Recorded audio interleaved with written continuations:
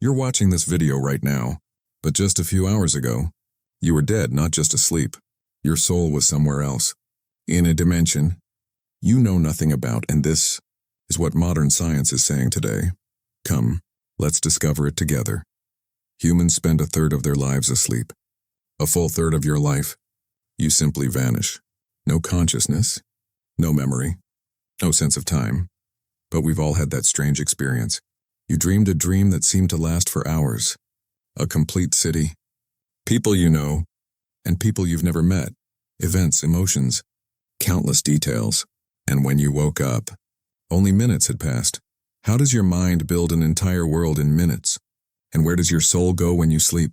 In this video, we'll walk together through 3 doors. The first, what neuroscience and physics tell us about time and dreams. The second, Dr. Mustafa Mahmoud's vision of sleep as a daily spiritual journey. The third, what the Qur'an said 400 years ago. Things science is only now confirming. Stay with me until the end, because what you'll find will change the way you see sleep forever. Let's start with a simple question. What is time? Newton said time is absolute. It moves at the same speed for everyone, everywhere, always. But then Einstein came along and flipped everything upside down. He said time is relative. It stretches and compresses. It's affected by speed and gravity. Now, what happens to your mind when you dream? Neuroscience studies found that during REM sleep, the deep dreaming phase, the brain activates in a way that closely resembles full wakefulness. But the internal clock doesn't follow the same logic.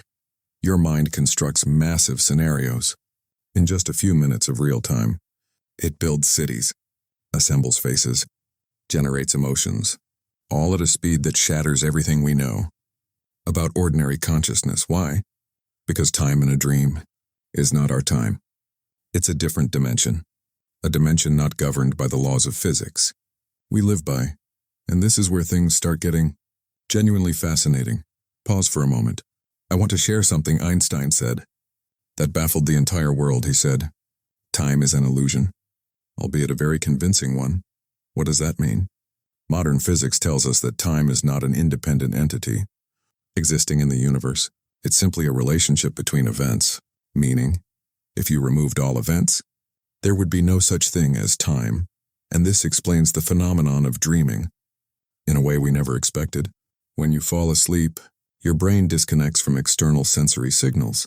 There's no outside world to sequence events for it, so time loses its reference point and your mind exists in a space with no real time. So it builds its own reality at speeds that answer to no law we know. But the deeper question is this world your mind builds in a dream just chemical activity?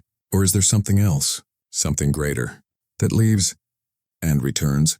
Dr. Mustafa Mahmoud, a physician, a scientist, a philosopher, and a writer, a man who held anatomy and the science of the soul in the same mind, he asked himself a simple question.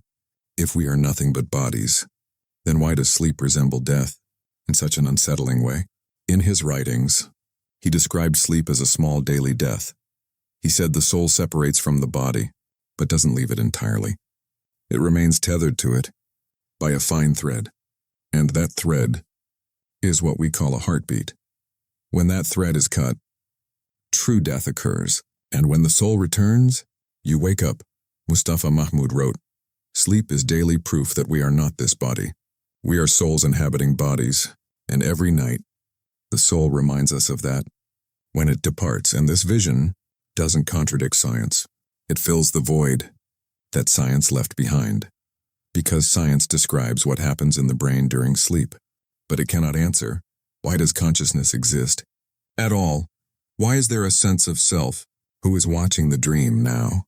If sleep is the soul's separation from the body, who said this first? Not just Mustafa Mahmoud, not just philosophers. It was said by a book that descended before any laboratory, before any microscope. In the Holy Qur'an, Allah takes the souls at the time of their death, and those that do not die during their sleep. Notice the word takes, the same word used for death, used for sleep. The Qur'an didn't say puts to sleep, it said takes. He keeps those for which he has decreed death. and releases the others, until a specified term. Keeps, true death. Releases, the return after sleep. This sacred text describes exactly what neuroscience and quantum physics describe, that what happens during sleep is not simply an off switch, but a precise, ordered, cosmic process. A book revealed in the Arabian desert 400 years ago, describing with accuracy what scientists of the 21st century are only now discovering. Is that a coincidence? Let me bring it all together. For you, science says time is relative, and consciousness is deeper than we think. Einstein says time is an illusion. Mustafa Mahmoud says sleep is a daily spiritual journey. And the Qur'an said all of this before any of them. What does this mean for you? It means you are not just a body that sleeps and wakes. You are a soul that travels every night and returns. Travels to the presence of God and returns, and that means every morning you wake up is a gift, not something to be taken for granted, but a divine decision that you continue. The Prophet taught us, upon waking, to say, all praise is due to Allah, who gave us life after causing us to die, and to Him is the resurrection. Now the believer understands why this prayer carries such weight, because it's not just words. It is a precise description of what truly happened. You actually died last night, and you were returned to life by the mercy of God.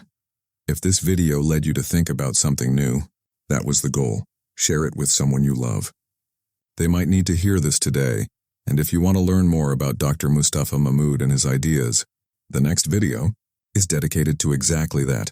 Subscribe so you don't miss it. And finally, when you go to sleep tonight, remember, you are on a journey, and you are held safe